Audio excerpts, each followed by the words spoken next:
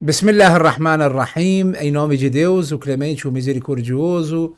Saudações a todos, queridos irmãos e irmãs, por acompanharem mais um episódio do Arresala Podcast. Esse programa que a cada episódio convida um convidado especial, uma pessoa para falar sobre assuntos diversos da nossa vida, seja no bem-estar, seja na educação política. E hoje o nosso convidado, nosso querido convidado, é uma pessoa muito querida, que é o irmão Said Marcos Tenório. Ele é historiador, pesquisador, escritor e também o vice-presidente do Ibraspal. Muito bom dia, salam aleikum, irmão. Muito obrigado pela presença. Walaikum salam, wa rahmatullah. Bom dia, irmão Nasser, Raj Nasser. É uma satisfação estar no Arresala Podcast. Muito bem-vindo, satisfação toda nossa. Quem acompanha as atividades, quem acompanha o irmão nas redes sociais e na vida real também, né? Sabe o quanto o irmão ele é um ativista muito presente nas causas dos povos, especialmente a causa palestina. E tem vários artigos, várias pesquisas, contribui na informação e também tem alguns livros, né, que a gente vai trazer mais para frente. Irmão, como é que foi o seu primeiro contato com a causa palestina? Irmão, eu sempre fui uma pessoa inquieta, desde garoto, né? E comecei minha atividade política, digamos assim, na Igreja Católica, nos grupos de jovens da Igreja Católica, vinculada a uma corrente que existia e ainda existe hoje com menos força na Igreja Católica, da teologia da libertação. E a pregação dos padres e das freiras, quando falava de questões sociais, envolvia também a opressão que os povos, além do Brasil, sofriam, né? E a questão palestina aparecia aqui e acolá. Mas o momento assim, mais importante que eu recordo que eu tomei acesso à questão palestina e passei a me dedicar efetivamente foi logo após o massacre de Sabra e Shatila no Líbano, quando 76, Palestina, 82, 82. quando palestinos e palestinas refugiadas no Líbano foram mortas, né? Centenas de pessoas foram mortas, Sim, sim. crianças, Um dos mulheres massacres grávidas. mais cruéis da Um história. dos massacres mais cruéis do sionismo, com apoio da falange libanesa, que atingiu essas Os pessoas. acampamentos palestinos. Eu Dois acho. campos de refugiados, de Campos. Sabra e Shatila, que eram palestinos, já tinham sofrido o processo da Nakba. Sim. Viviam em condições bem precárias e, apesar disso, foram chacinadas pelo regime sionista através desse acesso que tiveram ao Líbano, né? Então aquilo me chocou bastante, né? Como é que um povo refugiado, já tendo passado pelo processo de expulsão que foi a Nakba, ainda mais foram mortos no território que não era seu. Então a partir dali eu comecei a me preocupar, a me dedicar, a pesquisar sobre a questão palestina e a me envolver também nos movimentos de solidariedade, né? Eu sou pernambucano de origem. Depois eu passei a atuar em Brasília. Em Brasília eu passei a atuar com mais desenvoltura. Só uma pergunta, como é que você ficou sabendo desses acontecimentos? Porque, na verdade, a gente sabe que a mídia começou a ficar mais presente na vida da gente nas últimas, talvez, 2, 3 décadas, né? Naquela época não tinha redes sociais, não tinha isso. Como é que chegou a sua informação de que ocorreram estes massacres? Você acompanhava alguma... Sim. Naquela época não existia internet, não existia Sim, rede social, sim. né? Nós tínhamos duas fontes principais de informação, irmão. Um era a mídia alternativa. Então tinham vários jornais que sobreviviam com muita dificuldade, mas era uma fonte confiável e através da qual nós tínhamos acesso a essas informações. Sim. Então tinham jornais como o Jornal Movimento, o Jornal Em Tempo, Depois foram surgindo jornais, a Tribuna da Luta Operária, depois tinha Hora do Povo. Então havia uma quantidade significativa de jornais que a gente Inclusive, chamava. algumas existem até agora, né? Tem umas que existem até agora. Tinha um jornal muito famoso, o Pasquim, também, que era um dos mais influentes naquela época. E notícias através de rádios estrangeiras que transmitiam em português. Que era um processo que muita gente, durante a ditadura militar, tinha informações sobre o que acontecia fora do Brasil e até alguns assuntos que ocorriam no Brasil, prisões, torturas, Através assassinatos. dessas fontes. Através dessas fontes que Sim. a mídia local ocultava, não transmitia por pressão da ditadura. Sim. Uns por pressão da ditadura e outros por cumplicidade com a ditadura. Sim.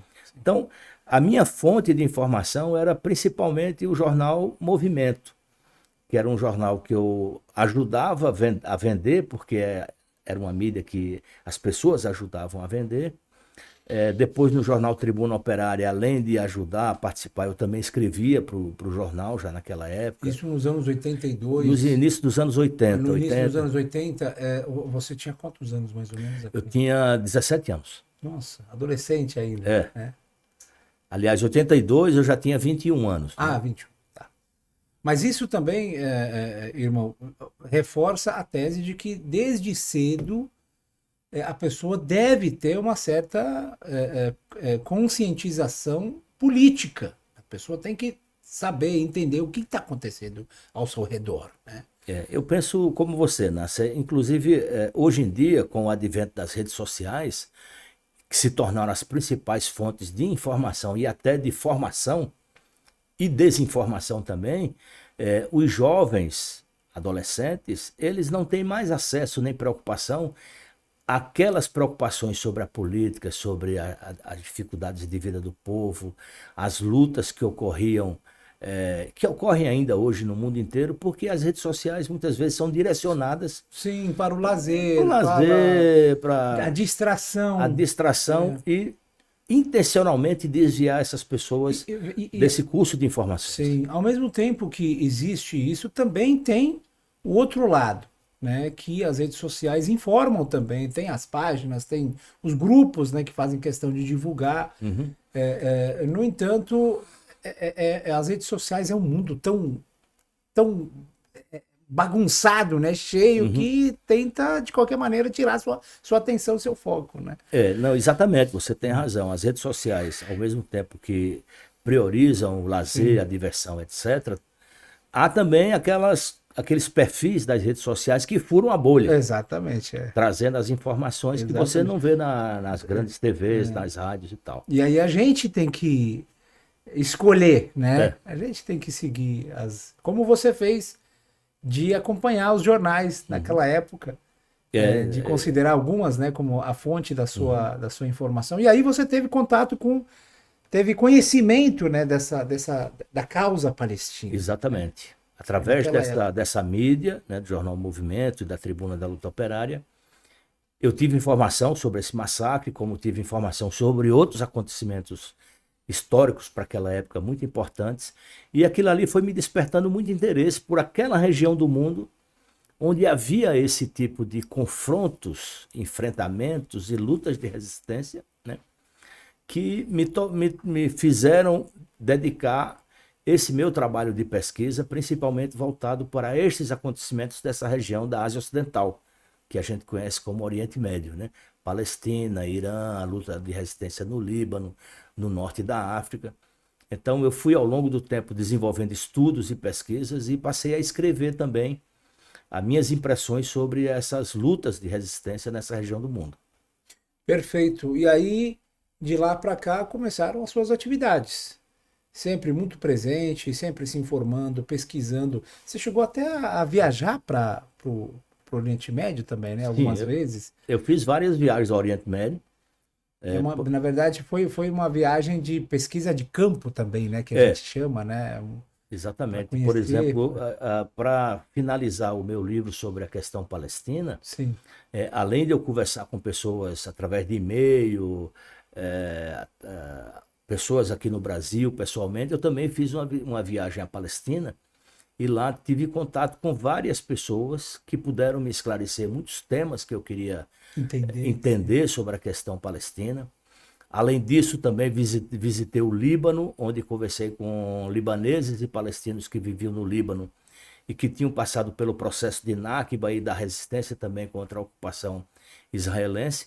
E em decorrência desse trabalho eu tive a satisfação de visitar o Irã, por exemplo, né? Visitei o norte da África, visitei a Argélia, né? Onde tem também uma força muito importante de apoio e solidariedade à luta do povo palestino. O povo argelino é um povo muito conhecido, né? No mundo árabe, de ser um dos maiores defensores da causa, né? E é a nação de 1 milhão de mártires, né? Que eles chamam, né? A nação de 1 milhão de mártires. Agora, me chamou a atenção a visita para a Palestina.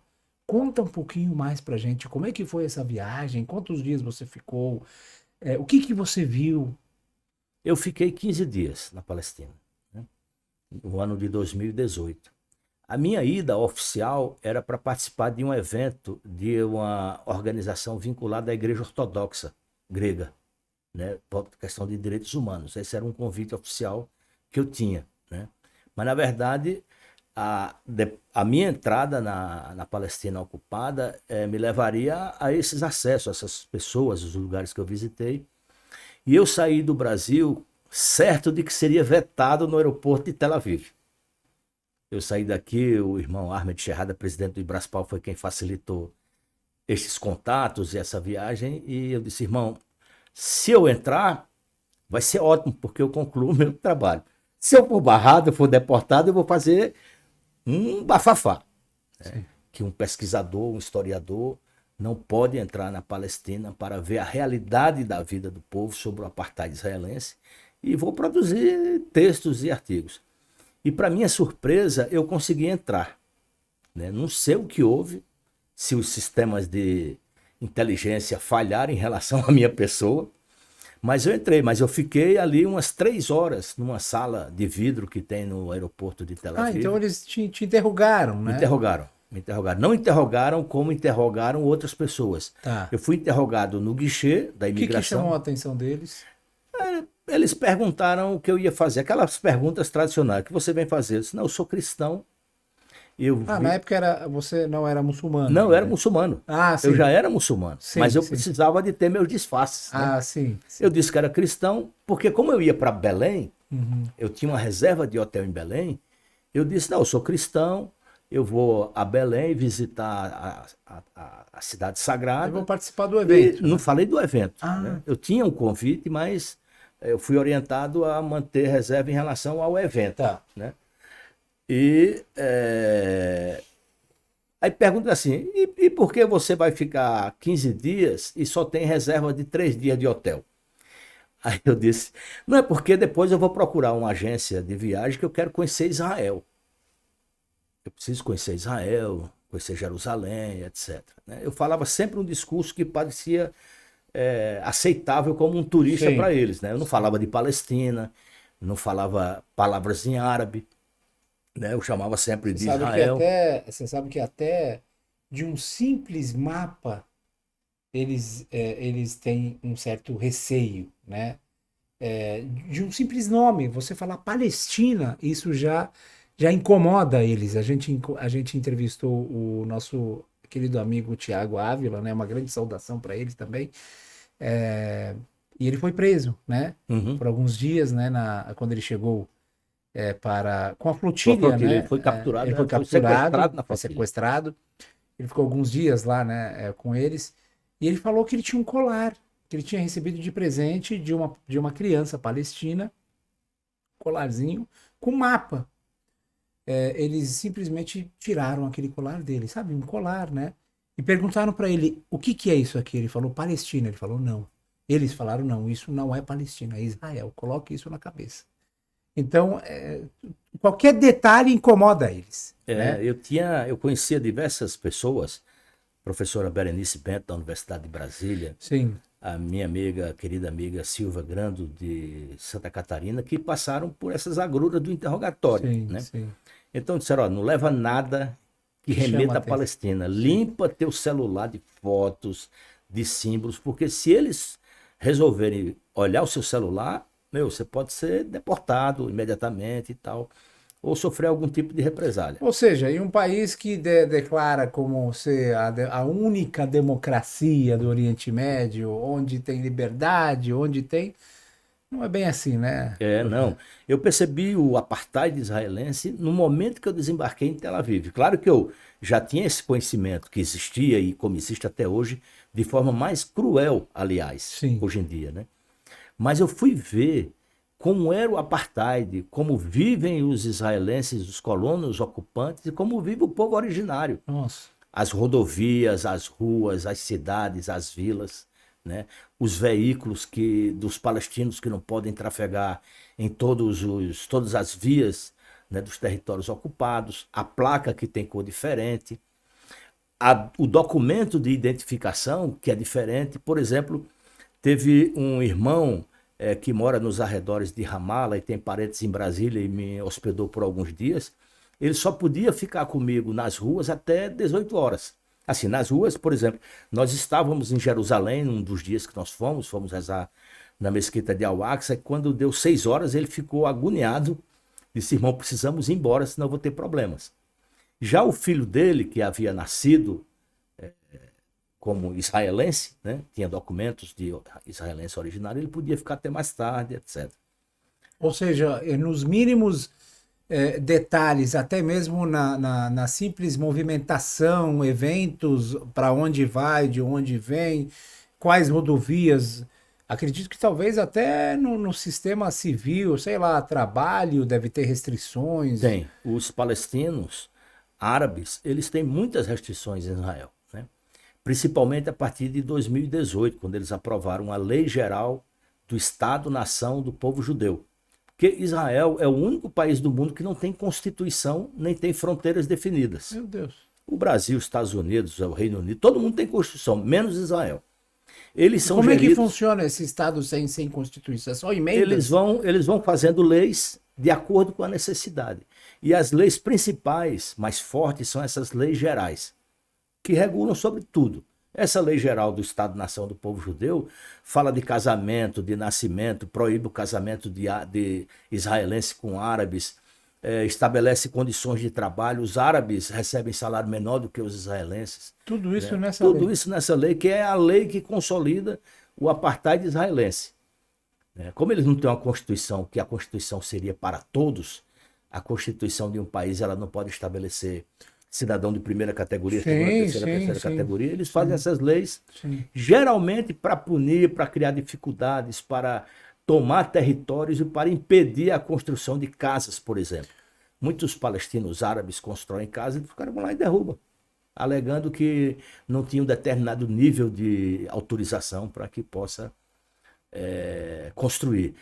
Israelenses, homens ou mulheres que casam com árabes, perdem direitos sociais, porque se casaram com árabes. Os filhos que nascem dessa união também não têm o mesmo status que tem os filhos do casal de colonos israelenses. Então a propaganda que se vende no mundo de ser a única democracia, eu acho que de democracia não tem nada. Tem nada, é inteiramente falsa, porque eles utilizam esse slogan, a única democracia do mundo, e falam também, não, mas nós temos a maior parada gay do Oriente Médio. Como se isso fosse um indicador da democracia. Talvez eles usem isso também como uma simples propaganda, né, para poder afirmar e mostrar para as pessoas o que eles querem. Exatamente, para vender para o Ocidente, que olha aí, enquanto nós temos esses bárbaros e talvez aqui, ganhar a simpatia, né, dessa classe, né? Ganhar a simpatia do Ocidente com essas propagandas falsas, porque eles realizam uma parada gay num dia do ano e os outros 364 dias são de repressão e opressão contra os árabes palestinos, cristãos e muçulmanos. Sim. Mas aí, voltando à história, voltando ao interrogatório, né? O quarto de vidro, como é que foi depois? Então, eles fizeram essas perguntas, eu disse que era cristão, que ia visitar Jerusalém, ia visitar Belém, que depois queria visitar, e eles me puseram numa sala. Era uma sala que ficava perto da... Deve ter vasculhado a mala. Não, até aí eu estava com minha mala de mão e a minha mala maior estava lá, né? E nesse aquário, essa sala de vidro, eu notei que só tinham pretos e árabes, não tinha nenhum branco, né? Eu falei, bom, vou esperar aqui a rebordosa. Aí, de vez em quando, vinha um militar e chamava a pessoa pelo nome e levava. Meu passaporte já estava com eles. Ali, depois de quase 3 horas, chamaram o meu nome. Aí eu gelei, né? Pronto, vai ser agora. Aí o militar entregou meu passaporte, falou em inglês, seja bem-vindo. Aí eu saí, né? Ali nem olhei para trás. E depois disso eu andei normalmente, né? Claro, como eu estava acompanhado de irmãos palestinos, em todo posto de controle eu tinha que me identificar. Mas eu não, nem sempre eu tinha necessidade de ficar o tempo maior na fila como Os os palestinos. palestinos, né? Como estrangeiro, né? Você como estrangeiro, como Como estrangeiro, turista. brasileiro, turista, etc. Né? Uhum. Eu fiquei hospedado na casa de um irmão, nos arredores de Ramala também, o irmão Rassem Bisharat, que é um palestino que viveu em Brasília, estudou na Universidade de Brasília, um doutor formado pela Universidade de Brasília, e foi ele que me levou para mais lugares, eu fiquei mais tempo com ele. O filho dele, um rapaz de 18 anos, ele trabalhava numa padaria, num assentamento que ficava próximo à vila dele. Ele tinha que sair de casa, Nasser, 3 horas da manhã, para Pra- começar a trabalhar às 7, Meu Deus. porque ele não sabia quanto tempo ele ia ficar no posto de controle. Eles utilizam o posto de controle como uma forma de humilhação dos palestinos. E ele dizia, irmão, no inverno, dias que nevam, a gente fica na neve, não tem conversa. Você fica ali Mas 2, 3 esse filho horas. dele é aquele que você tinha falado que tinha nascido em Israel. Não, esse nasceu na. Ele tinha documentos israelenses, Não, tem árabes? documento palestino. Ah, documento palestino, É. tá. O outro que nasceu no território ocupado em 48, né, Eles têm gera, outros tem direitos. outros Ou direitos e seja, outros documentos. assim, apartheid. É um apartheid, Quando você claro. tem duas formas de tratamento dos cidadãos, das pessoas, com certeza é uma forma de você classificar, né? Como existiu na África do Sul. Sim. Os brancos tinham acesso a tudo e podiam tudo, e os negros africanos tinham direito a nada. Né? Como foi nos Estados Unidos até recentemente. Os americanos negros tinham que andar no fundo do ônibus. Tinham banheiros específicos para brancos e pretos. Né? Os pretos não tinham acesso à universidade, e esses americanos falam que eles são um exemplo de democracia para o mundo, onde Isso. o racismo perdura até hoje. Sim. Lá. E o Estado de Israel ele é essencialmente um Estado Na racista. verdade, o racismo e todos esses problemas, só fazendo um comentário, ele não é abolido através de uma lei. Você concorda? Não é aprovando uma lei que você abole aquilo, você tira aquilo, exclui aquilo das suas. É culturalmente. Você vê, por Exatamente. exemplo, dentro da religião islâmica, existem princípios, ou até mesmo no cristianismo e em outras doutrinas, existem princípios que afirmam que todos os homens, todos os seres humanos são iguais perante Deus. Né? O profeta Muhammad ele considera todos os humanos iguais a dentes de um pente. Iguais. O que diferencia um do outro não é a raça, não é a etnia, não é a nacionalidade, não é a língua, e sim o temor a Deus, a obediência a Deus. Né? Este é o princípio que o Islã afirma, que aplica na sociedade, que trata no dia a dia. No entanto, existe preconceito em várias, inclusive no Brasil. Né? Existe grande preconceito no Brasil. E a gente percebe que isso não acaba com uma simples lei. Não adianta você aprovar uma lei e você não mudar a mentalidade das pessoas. Uhum. Porque aquilo pode continuar. Eu senti preconceito quando eu fui para a Europa. Eu simplesmente sentei no ônibus, né? E olha que, assim, a minha pele é mais clara, né? Normal. Só que o cidadão simplesmente se levantou. Não se Saiu de sentiu perto de bem, você. saiu de perto de mim, ficou em pé, acho que por umas 3, 4 estações, não podia ficar sentado, né? E depois ele saiu. Ou seja, ele tem aquilo, só que ele não expressa. não expressa por conta do medo, né? A diferença é que lá em Israel isso é legal, Uhum. certo? Você concorda com isso? Concordo. Todo o arcabouço legal, as leis israelenses, é no sentido de oprimir os árabes. De No sen- preconceito, de preconceito. contra, Essa opressão, ela estimula o preconceito na sociedade mais israelense. ainda. E isso vem, irmão, desde a escola. As crianças na escola, no ensino fundamental israelense, elas são educadas a odiar os árabes como alguém que quer tirá-los de uma condição que foi Deus que deu a eles.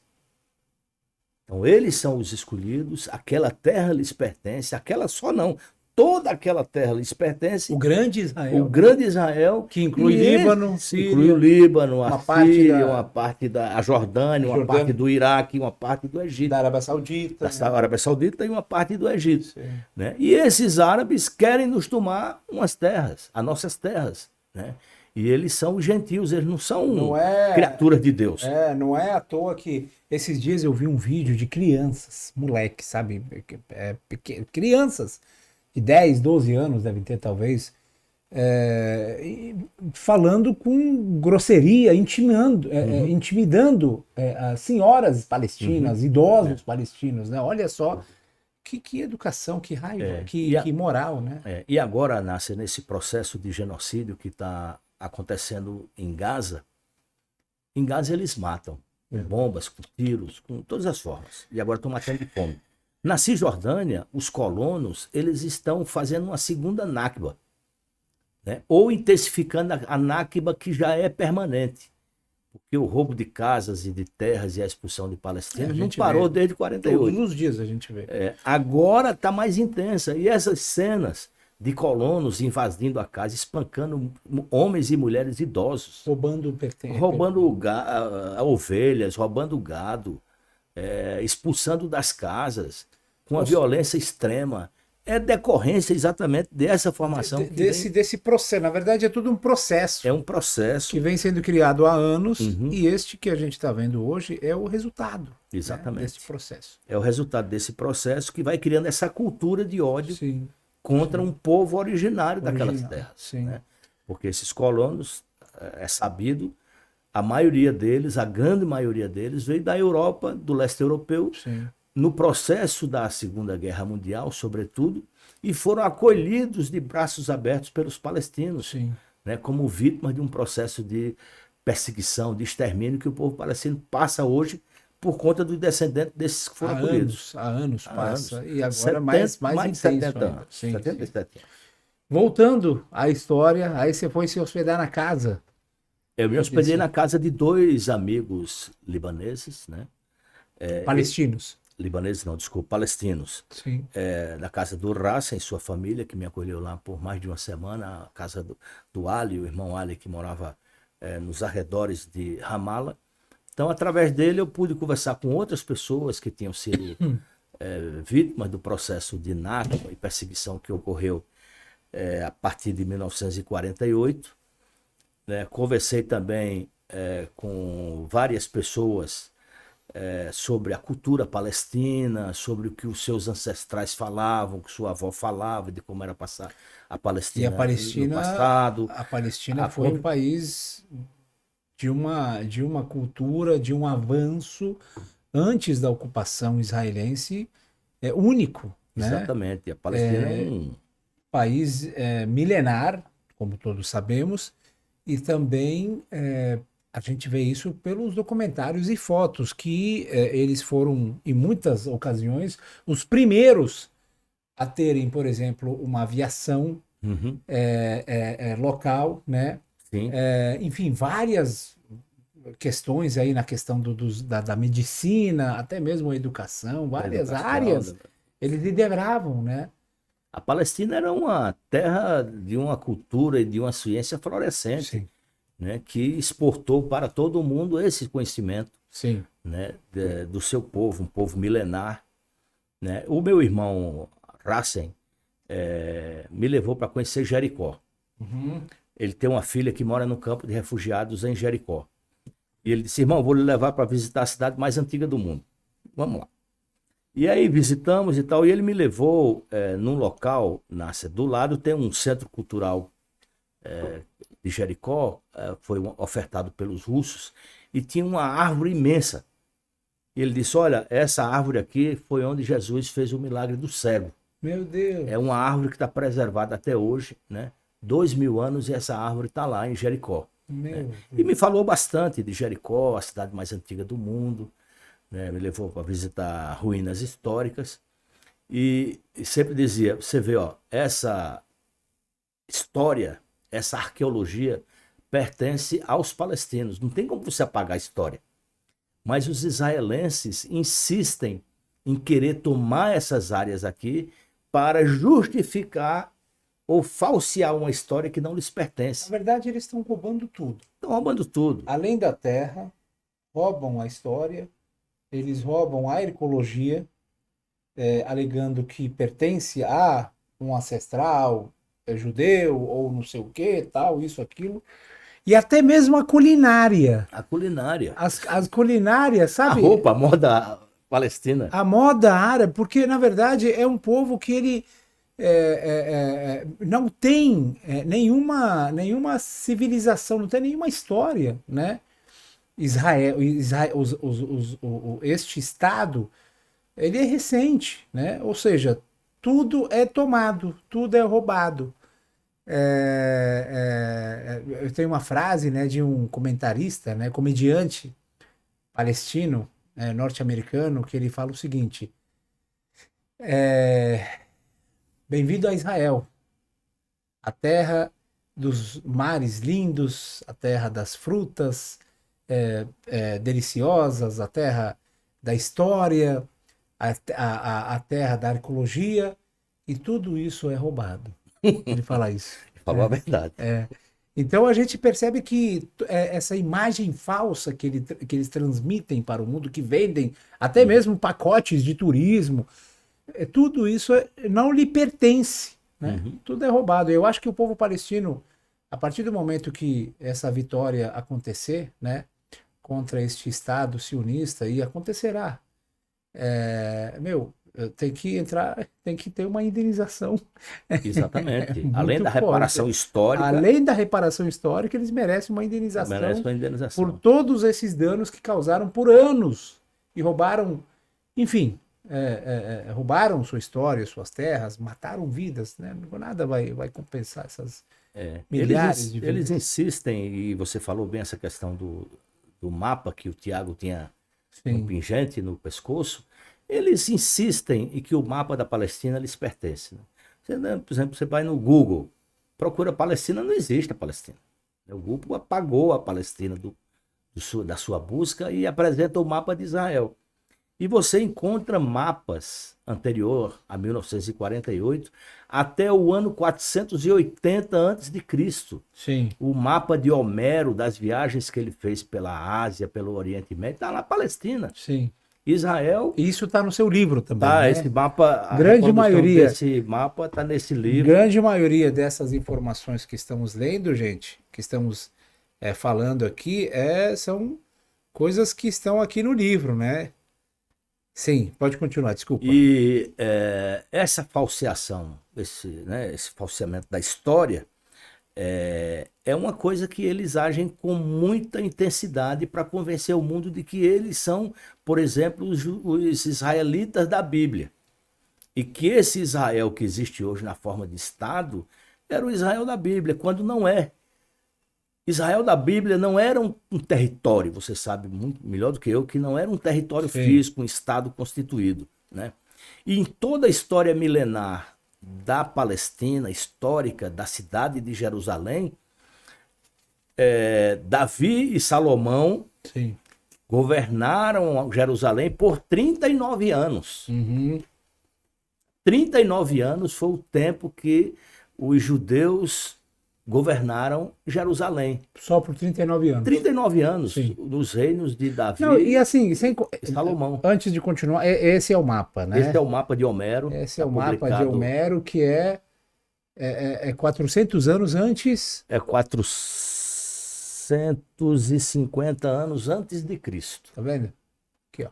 ou seja, A Palestina já existia. sempre foi Palestina e continuará Continuará a Palestina com seu Palestina. território histórico sagrado, É isso o aí, berço das religiões monoteístas, é isso aí, né, indivisível. com A certeza. Palestina não faz parte de um grande Israel, jamais fará, nunca fez. É a E terra. aí, lá em Jericó, vocês visitaram esse templo, Visitamos vários lugares históricos, né? fizeram Todos tudo. eles palestinos, com afirmação arqueológica palestina, porque, Nasser, não sei se você sabe, mas desde a ocupação da Palestina em 48, para justificar essas teorias fantasiosas da existência no passado de um reino de Israel, eles fizeram diversas expedições arqueológicas. A esplanada das mesquitas, onde está a sagrada mesquita de Al-Aqsa e o Domo da Rocha, o subsolo daquela área ali é todo perfurado para a busca de qualquer evidência de que num tempo qualquer houve ali o Templo de Salomão. Sim, Eles nunca encontraram uma cerâmica, uma moeda, uma peça de metal que dissesse: opa, tá aqui, ó. Aqui existiu o Templo de Salomão. Esta cerâmica pertencia ao templo. Não existe. A Palestina é um território de mais de 10 mil anos, né? Indivisível como ela é hoje, né? E os palestinos são os descendentes diretos dos cananeus. A terra de Canaã, que está no Antigo Testamento, é e a no Alcorão Palestina. também, sim, E está no Alcorão também. sim. É uma população formada por árabes que saíram do Iêmen num momento de uma grande seca. Então, eles emigraram e saíram criando populações, Comunidades.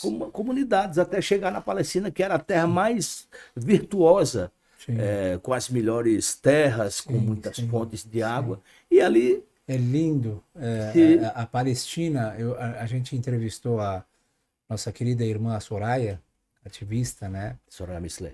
Soraya Mislé, e ela falou uma história do pai dela, a Soraya Palestina, né? Sim. De filha de palestinos que vieram de lá. E uma das entrevistas que nós fizemos com ela, ela falou o quanto o pai dela lembrava da vida na Palestina antes da ocupação, né? Então ele transmitia, era um sonho antes dele falecer. Eu lembro muito bem que ela falava assim, ele falava assim, eu lembro até agora os últimos momentos do pôr do sol, eu na cerrada, deitado no gramado, e a árvore de maçã em cima de mim. Sabe, é um lugar abençoado, é um lugar rico, não apenas historicamente, mas sim Culturalmente. culturalmente e também de riquezas naturais, Uhum. né? Riquezas humanas também. Enfim, não é à toa que eles escolheram aquele lugar, né, para ocupar e tomar, né? Porque tinha o projeto de Israel era para acontecer em outros países também, né? Uhum. Antes Uhum. da fundação dele na Palestina, parece que O movimento sionista, quando foi criado, no final do século XIX, 1896, eles cogitaram várias regiões do mundo para ser o o lar, lar nacional dos judeus. sim, Pensado por Theodor Herzl, fundador do sionismo. Aí pensaram regiões da Amazônia, né, na nossa Amazônia, aqui, imagina, Uganda, na África, né, pensaram a Patagônia, Argentina, sim. né, e por fim eles escolheram a Palestina pela simbologia que tem a Palestina, a terra berço dos profetas, berço das religiões monoteístas, Não, que isso justificava muito um pouco dessa teoria fantasiosa de um povo eternamente perseguido, sim. né? E a história relata que esse Imagina, povo não era perseguido por acaso, e não imagina, apenas por razões religiosas. não, imagina se fosse, por exemplo, na Amazônia, né? Que justificativa eles criariam para tomar aquela terra? Não teriam, né? Não consigo nem imaginar, né? É, Qual seria a justificativa? é, Ou fica, Patagônia, por exemplo. ficaria mais evidente do que já é de um projeto colonial num território que não é deles. Sim, Nem é deles historicamente, nem é deles etnicamente, sim, porque eram europeus. sim. E pegaram os europeus e incrustaram no E assim, território árabe. é bom a gente sempre afirmar, irmão, que a questão não é contra o judaísmo, muito menos os judeus. Não. É contra o sionismo. O sionismo que representa uma ideologia racista, supremacista, uma ideologia de eliminar, né, e ignorar os direitos do próximo, ocupação. É isso que a gente está falando. Não há nada contra os judeus, muito pelo contrário, os judeus viviam em paz na Palestina. Judeus e cristãos, antes da criação do Estado de Israel, eles viviam em paz, né? Nós convidamos alguns judeus, o irmão Braia, o nosso querido Nathaniel Braia, e ele esteve, na verdade, ele viveu, né, na Palestina, em Israel, né, na Palestina ocupada, e ele relata, né, que conheceu vários judeus que eles falavam, a gente vivia, não tinha tanto problema quanto agora, depois da fundação por exemplo, do Estado de Israel. Essa história que você relatou, contada pela nossa irmã Soraya Misler, eu perguntei também para os nossos amigos, né, para conhecer mais. Qual era a informação que eles tinham da convivência entre judeus e árabes, muçulmanos e cristãos no período dos avós, dos pais deles?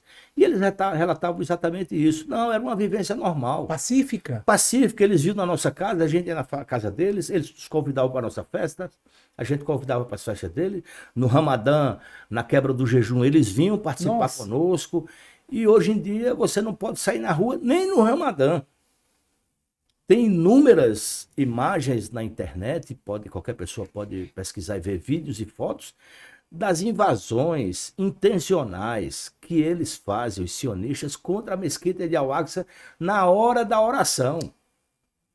Os muçulmanos fazendo a sua oração sagrada no período do Ramadã, que é um período especial. Ou iftar, né? Ou no iftar, vão lá e destrói. Agora, o ano passado, 2024, na Páscoa cristã, os cristãos foram agredidos na porta da igreja do Santo Sepulcro. Ficava aquele corredor polonês, as pessoas eram cuspidas. Ficavam cuspindo nas pessoas. Uma intolerância, né? Um supremacismo, né? Um racismo com aquelas pessoas. Assim que, se você contar para uma pessoa que não tem qualquer nível de informação, mas é que é mentira. Isso não existe. Claro que existe. Não existe no Brasil nesta medida, mas no Brasil existe preconceito religioso também. Infelizmente. Infelizmente. Né? No qual nós muçulmanos e os nossos irmãos das religiões de matriz africana são mais perseguidos. Sim. Comumente as muçulmanas que usam véu, mulher bomba, né? Terrorista. Né? O noticiário da mídia, quando se refere aos palestinos, grupo terrorista, grupo fundamentalista. Sim. Voltem para sua terra. E ainda dizem, muçulmanos e muçulmanas brasileiros, voltem para sua terra. Se você defende a Palestina, porque você não volta para Gaza. Não, eles não têm. Sabe, infelizmente, a preguiça e a falta de vontade de você querer pesquisar, de você querer se informar, entender um pouco mais, né? A verdade, isso mata. O maior inimigo do homem é o que ele desconhece. Entendam, pesquisem, vejam o que está acontecendo ao redor no mundo. E graças a Deus, aí que eu falo sobre a questão das redes sociais, é uma espada, né? Ela corta dos dois lados, né? Tem o lado ruim, né? Que é a distração, o lazer e tudo mais, né? As redes sociais tomam muito do nosso tempo. Só que do outro lado, tem também a mídia paralela, né? Que ela pode ser também muito bem usada para se informar. Hoje em dia, o que está fazendo a diferença, irmão, no mundo são as redes sociais. Exatamente. Então, o que mobiliza esses milhões, ontem mesmo teve em Copenhague, Dinamarca, milhares de pessoas no mundo, na Bélgica, na Austrália, eu acho que há 3 semanas atrás, mais de 300 mil pessoas em Nova York. Constantemente. Quem imaginaria Nova York, você sabe, é o maior, é a sede, né? Do sionismo, enfim. Do poder financeiro. Político sionista Nova York. Mas mesmo e onde assim, tem a maior população de judeus fora de Israel. Exatamente. Então, está acontecendo uma conscientização enorme, né? Essa realidade que a gente, que os historiadores, escritores, enfim, a mídia paralela vem narrando há anos sobre a crueldade do sionismo, está sendo mais visível a cada dia, né? E aí, continuando lá, como é que foi? Eu queria só um segundo seu Sim. para voltar a essa questão de que nós não lutamos contra os judeus. Nem nós Sim. muçulmanos, Sim. nem os palestinos têm a luta contra uma luta contra os judeus. Por exemplo, eu não tive acesso a Gaza. Eu não fui a Gaza, não consegui ir a Gaza. Não tive como ir a Gaza, né? Tentei de várias maneiras, mas não consegui. Mas eu fiz uma entrevista por escrito com o líder do movimento de resistência islâmica da Palestina, o Ismail Haniyeh. Eu mandei as perguntas. E isso está no livro? Está no livro essa entrevista. Eu fiz uma entrevista com o Ismail Haniyeh e uma das questões que eu perguntei foi exatamente essa: quem é o inimigo? Né? E o Ismail Haniyeh disse o seguinte, está no programa do Hamas também: a nossa luta não é contra os judeus por serem judeus. A nossa luta é contra a ocupação sionista, que atinge, inclusive, muitos judeus que se opõem ao apartheid, à forma com que os palestinos são tratados nos presídios, o genocídio que ocorre hoje em Gaza. Você sabe que dentro do... Desculpa te cortar, não. Nós entrevistamos o Rabino Weise, que veio ao Brasil, e ele falou exatamente isso. Nem todo judeu é sionista e nem todo sionista é judeu. É judeu. E há muitos judeus, até mesmo dentro da Palestina, que sofrem a consequência da luta deles pelos direitos dos palestinos, inclusive rabinos que estão presos. E eles ajudam eles, enfim, não tem nenhuma ajuda para as famílias, não tem nenhuma ajuda para... porque imagina, o rabino tá preso e a família dele fica lá, não tem nada, desamparada. Então, ele falou justamente isso. Existe dentro de Israel uma perseguição muito grande contra qualquer voz, contra qualquer voz que se levante contra o sionismo. Pode ser judeu, pode ser cristão, pode ser muçulmano, pode ser budista, pode ser qualquer pessoa. Semana passada, no Knesset, o parlamento israelense, um deputado legitimamente eleito pela sociedade israelense fez um discurso contra o genocídio. Eles foram lá arrancar o cara da tribuna. Ele foi exatamente, eu lembro disso. Eu lembro. Não, e a gente percebe, professor, o quanto, por exemplo, intelectuais, escritores, professores foram perseguidos no mundo inteiro. Muitos professores. Contra essa questão. Inclusive você também, né? Aqui no Brasil, aconteceu um episódio contigo e você também virou um símbolo dessa perseguição, né? Logo após o evento, você pode contar pra gente? Como que... Foi exatamente no dia que começou a operação Dilúvio de Al-Aqsa. Sim. Né? Eu acordei e fui verificar notícias através do Twitter e vi que tinha começado a operação. Nem as pessoas que têm mais acesso a informações dos movimentos de resistência sabiam aqui no Brasil, e nem lá também, a inteligência americana não sabia que ia ter nisso aquela operação. Sim. E uma pessoa fez uma postagem sobre a prisão de uma militar. Sim. E dizendo que aquela militar teria sido estuprada. Sim. E uma outra pessoa comentou dizendo no que o estupro ajuda a resistência. E aí você... Aí eu desmenti e disse, não, ela não foi estuprada, era uma coisa factual. Sim. Tinha posicionamento religioso, ideológico, nada, é factual. Aquela pessoa não foi estuprada, ela se borrou nas calças. Qualquer uma pessoa numa situação de estresse extremo, não só pela prisão, mas por muitas outras razões, um acidente pode fazer xixi ou cocô nas calças. Isso não desmerece ninguém. Nasser, na terça-feira, por postagens desses bolsonaristas que estão fora do país, conspirando contra nós, e outros que participaram do golpe, né? Eu sofri um processo de ataque violento nas redes sociais, né?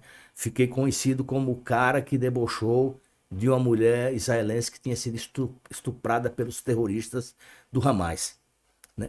Eu era servidor da Câmara e eles levaram isso ao plenário da Câmara, o Eduardo Bolsonaro, a Carla Zambelli, o Nicolas Ferreira, né, uma deputada de Santa Catarina que usa uma tiara nazista na cabeça, Júlia Zanata, e o líder do PL fizeram um pleito ao presidente para que eu fosse exonerado. E, de fato, eu fui exonerado sumariamente, sem nem ter tido o direito de fazer a minha defesa, a minha argumentação, né? Em decorrência disso, eu fiquei mais de uma semana, eles divulgaram meu telefone, quanto eu ganhava, meu salário, de onde eu vinha, que eu era muçulmano, que eu era isso, aquilo, outro, né? E muita mentira também, né? Que eu era vinculado a grupos, entre aspas, terroristas, etc. Eu sofri ameaças de morte. Eu sofri bloqueio nas minhas redes sociais. Só não sofri invasão de nenhuma violência física, nem invasão da minha casa. Mas o meu endereço chegou a ser divulgado e tal. Então, foi um terrorismo. É. Eles criam um terrorismo contra qualquer pessoa que... E no Brasil, como você falou, naquele período, muitas pessoas foram perseguidas. O professor Reginaldo Nassi, até agora também, sim. Uma nova perseguição recente, né? A professora Arlene Clemech, também da USP, foi muito perseguida. Muitas campanhas. O professor Salem Nasser. O professor Salem Nasser, a professora Berenice Bento, da UNB. Berenice Bento, o professor Bruno Uberman, a professora Franci Rose. Professora Franci Rose. Qualquer pessoa. E nos Estados Unidos, vários professores intelectuais foram expulsos das universidades, presos. Vários alunos perderam as bolsas. Enfim, na verdade, eles usam qualquer meio, especialmente financeiro, para poder pressionar as pessoas a não expressarem, não defenderem, não analisarem, não falarem nada sobre a causa, sobre o que acontece. Né? E veja como são as coisas, né? Depois de um tempo, na primeira troca de prisioneiros que houve entre a resistência palestina e o regime sionista, três ou quatro mulheres foram incluídas na troca de prisioneiros. E uma delas era aquela moça. E aí? E ela deu entrevista para a TV israelense dizendo que não tinha sofrido qualquer tipo de violência física. Pronto, tá vendo? A repórter, essa coisa virou uma notícia global, porque a repórter insistiu com ela e ela negou. Uma outra que disse que tinha sofrido violência, a repórter perguntou que tipo de violência sofreu. Ela disse, não, eu fui como que estuprada com os olhos. Isso aí foi também matéria de notícia global, né? Como é que a pessoa é estuprada pelos olhos? Né? Mas a maioria dos prisioneiros que foram, a maioria não, quase a totalidade dos prisioneiros que foram trocados nessa operação com a resistência, relataram o nível de tratamento que tiveram no cativeiro. Sim. São prisioneiros militares. As mulheres disseram, nós éramos tratadas e cuidadas pelas esposas dos combatentes. Não era homem que vinha cuidar da gente, eram mulheres. Inclusive, eu acho que logo no primeiro dia, depois do atentado de 7 de outubro, algumas senhoras, algumas crianças foram libertadas, né? Por questões humanas, por aquelas que não tiveram problemas de saúde, eu acho, né? Elas foram libertadas.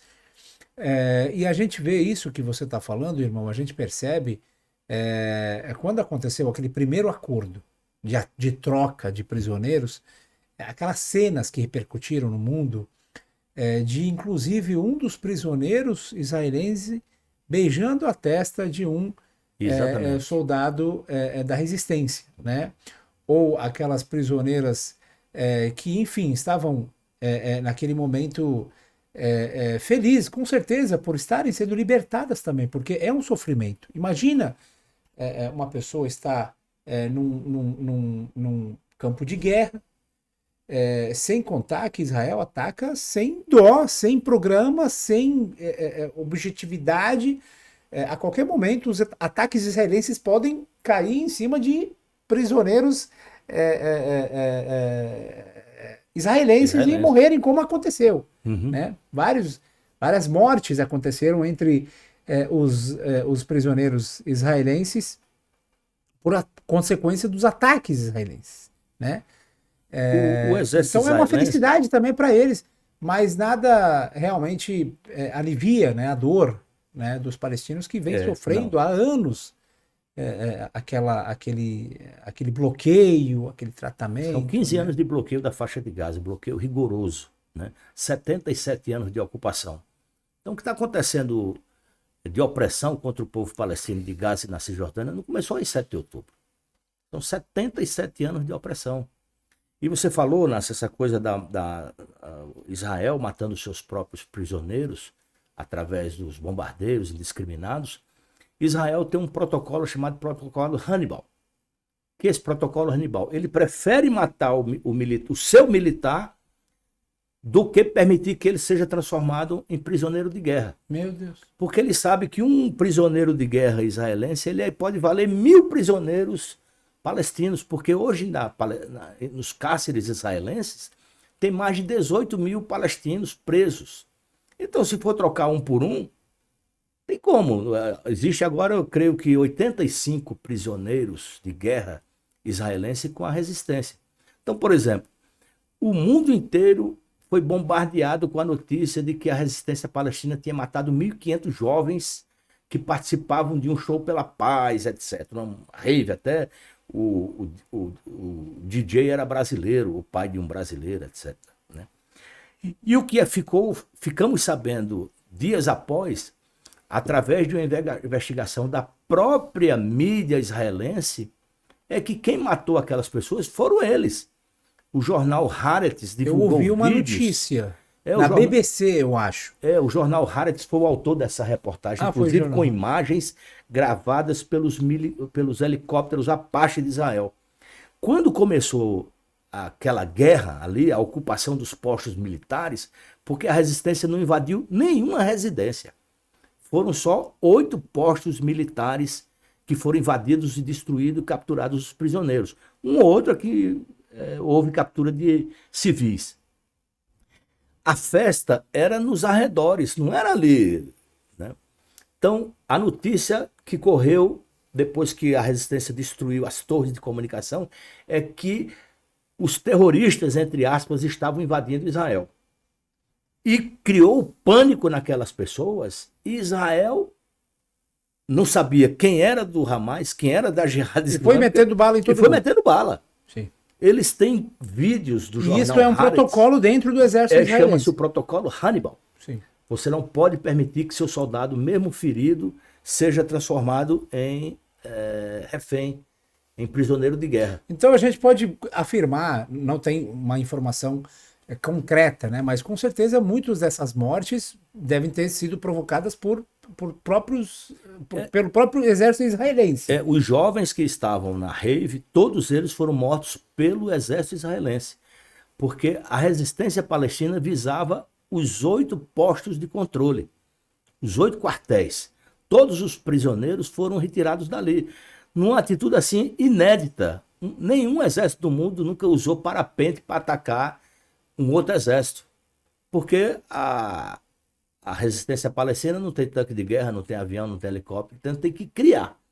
Então eles invadiram com motos, invadiram com parapente. Né? Com parapente eles jogaram bombas nas torres de comunicação, destruíram todas as torres de comunicação, deixou o exército israelense cego. E até agora, irmão, essa falha está sendo discutida sobre quem recai essa responsabilidade, né? Se é contra o exército, se é da responsabilidade da inteligência, ou se o governo israelense, está sendo discutido isso também, né? Se ele sabia e fez vista grossa. Né? A vista grossa, eu não acredito que houve vista grossa, como muita gente alega, como também, irmão, muita gente diz que o Hamas foi fundado com apoio de Israel. Né? Eu nunca vi um Estado que cria um grupo de resistência que vai lutar contra ele. Sim, com certeza. Pode até existir, mas até onde eu conheço, não sei. Não é esse caso. Não é esse caso. E outra coisa, também foi notícia, a Ressala Notícias divulgou essa informação, que o chefe do Shin Bet, da inteligência israelense, renunciou, alegando que se sentia responsável pelas falhas no sistema de informação que levou ao 7 de outubro. Talvez aquela mesma falha que fez você entrar no aeroporto, né? Exatamente, eles me deixaram entrar. É um cristão qualquer que veio visitar Jerusalém. Talvez não teve aquele rigor. aquele rigor, né? É que a resistência preparou com muito cuidado, com muito zelo, com muita acúmulo de conhecimento ofertado, né? Por exemplo, eu estou finalizando um trabalho agora e eu escrevi uma parte sobre o papel do general Qassem Soleimani no apoio à resistência palestina. Sim. E eu pesquisei e não há nenhuma evidência de que o general Qassem Soleimani esteve em Gaza. Porém, muito daquilo que os palestinos usaram no 7 de outubro foi decorrente de ensinamentos, de conversas, né, e de assistência que tanto o general Qassem Soleimani quanto os iranianos ofereceram aos palestinos nos combates no Líbano, na Síria, né, numa demonstração de que a luta contra esse câncer, que é o sionismo, não é apenas dos palestinos. Os iranianos sofrem, como sofreram 12 dias de agressão militar pesada. Sim. E o Líbano, há tantos anos, né, recentemente, aquela guerra que houve mais intensamente contra Beirute e regiões do Líbano, que tem consequências até hoje. Porque Israel é um Estado fora da lei. Não respeita o direito internacional, nem respeita os acordos que eles próprios concordam. Houve o cessar-fogo contra o Líbano, mas desde lá mais de 1000 violações foram feitas. Os acordos, os 2 cessar-fogo que ocorreram em Gaza, era cessar-fogo para a resistência palestina, mas Israel continuava matando gente todo dia. Sim, sim. Muito bom. Nossa, queria continuar a conversa, viu, professor? Mas a gente já está quase chegando aí no fim e eu queria deixar um tempinho aqui também para falar sobre os livros, né, que você publicou. O primeiro, praticamente, a gente já apresentou, né, ao longo da conversa, toda a sua história, né, da visita à Palestina ou outras pesquisas que você fez, está nesse livro, né, que é a 2ª edição. Fala um pouquinho mais. Esse livro está na 2ª edição, Palestina, do mito da terra prometida à terra da resistência. Os meus amigos, não sei se para me agradar ou falando a verdade, dizem que é o livro de escritor brasileiro mais abrangente sobre a questão palestina. Que legal. Porque eu escrevi esse trabalho, irmão, trazendo o assunto desde o início, contando a história desde o início, como é que se formou a Palestina. E por que esse povo luta há tantos séculos contra as diversas tentativas de ocupação que ocorreram. Perfeito. Dos persas, dos romanos, dos cruzados, a dominação do Império Otomano, a dominação do Império Britânico. Então agora... é um livro histórico, é um livro contemporâneo. É um livro de história e é um livro contemporâneo ao mesmo tempo. De suas memórias da viagem à Palestina, sim, também, e sim, também de entrevistas, sim, que você fez com alguma. Tem de tudo um pouco. Tem, né, de tudo um pouco. É muito bom. E aí as pessoas perguntam, escuta, você levou quanto tempo para escrever esse livro? E eu digo, eu levei 30 anos. Porque esse livro traduz tudo aquilo que eu vivi de preocupações com a questão palestina. O seu primeiro contato. E os artigos que eu fui escrevendo ao longo dos anos, já escrevi centenas de artigos sobre a questão palestina, publicado em portais os mais diversos. Perfeito. Né? Então é um livro que eu tentei fazer de forma mais compreensível para qualquer leitor. Perfeito. Não é um livro onde apenas acadêmicos entenderão o que está escrito. Sim, claro. Não, a linguagem é muito importante, né? Que seja, sim, uma linguagem acessível. Sim. Onde é que a gente está disponível na Amazon? Esse livro está disponível na Amazon, na loja Ressala. Na loja Ressala. E também... no site da editora Anita Garibaldi, que é a editora pela qual eu publiquei o livro. Perfeito. Na Ressala está disponível, na Amazon e na Anita Garibaldi. Perfeito. Quem tiver interesse em conhecer um pouco mais da questão palestina, que leia esse livro. E o segundo livro que o irmão escreveu é Himalês, Fragmentos da presença de muçulmanos nas revoltas contra a escravidão no Brasil. Esse é o segundo livro. Que também pouco se fala sobre essas revoltas aqui no Brasil, né? A revolta dos malês, como ficou conhecida, essa grande revolta, essa grande, sim, revolução no ano de 1835 na Bahia, ela é pouco valorizada pela historiografia brasileira. Uhum. Né? Mesmo muitos importantes escritores que escreveram sobre as revoltas contra a escravatura na Bahia, eles destacam pouco a importância que tiveram os africanos muçulmanos trazidos para o Brasil para serem escravizados. Né?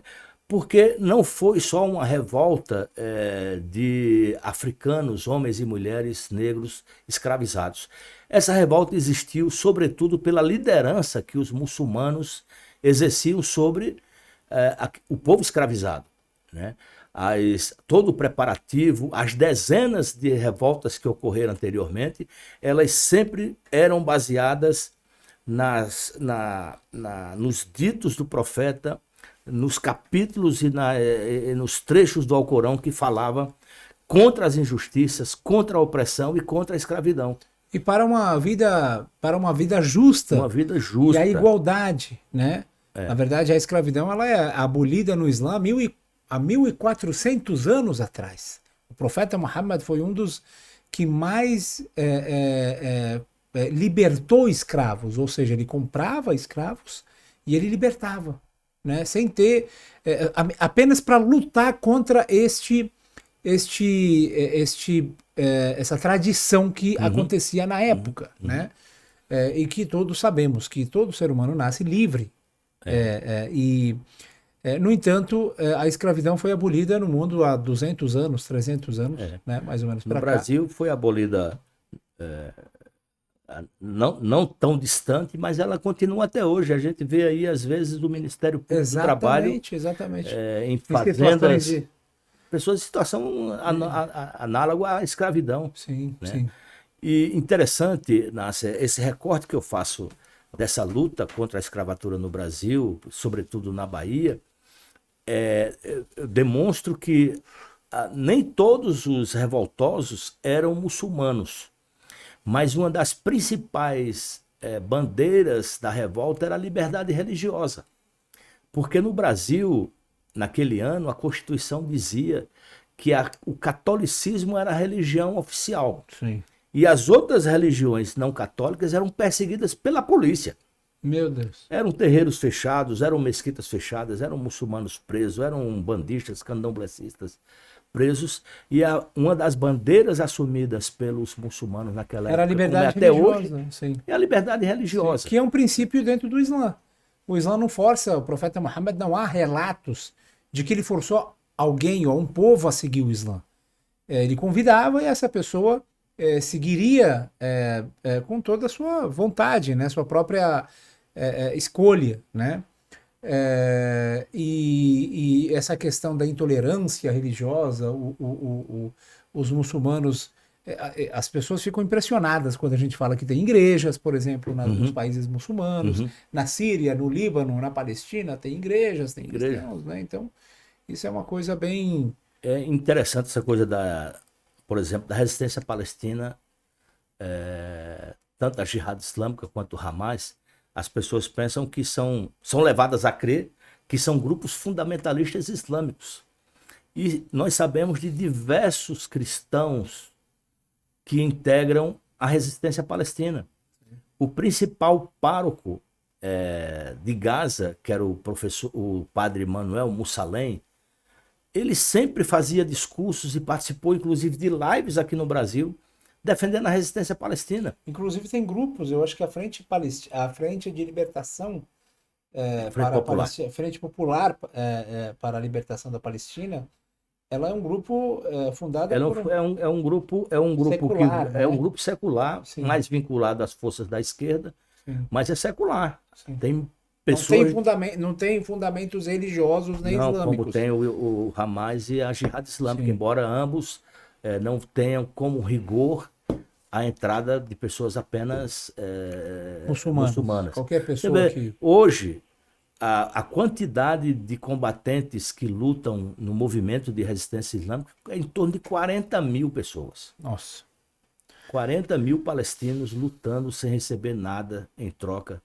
Calçado no chinelo, irmão, contra soldados tecnológicos do Estado de Israel.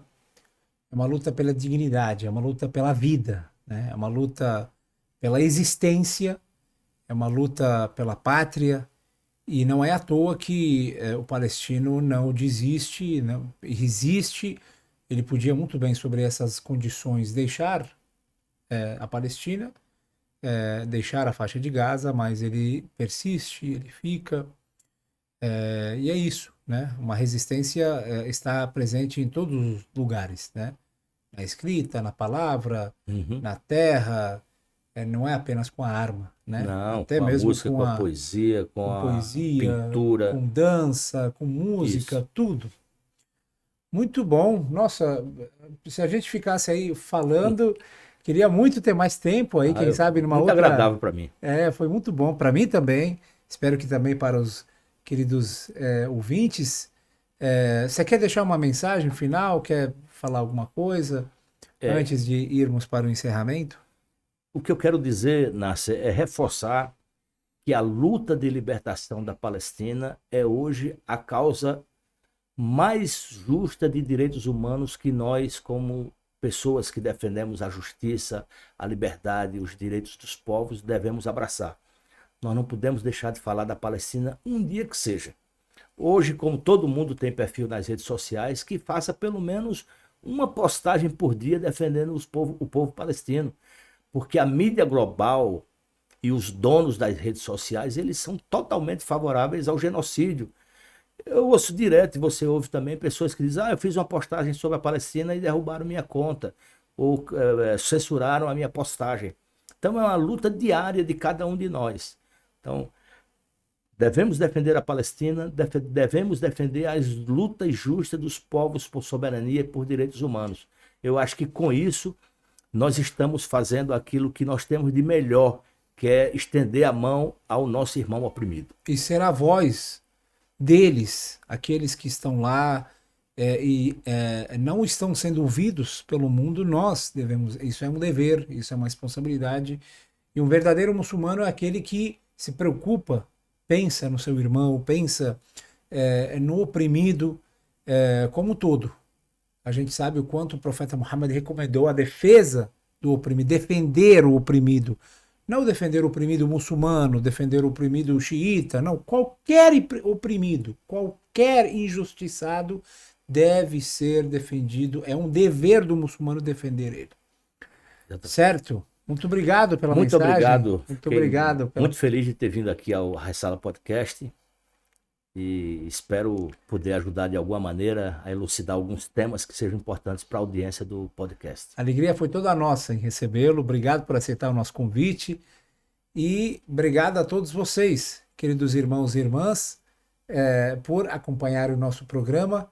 Que a paz e a bênção de Deus esteja com vocês. Wassalamu alaikum wa rahmatullahi wa barakatuh.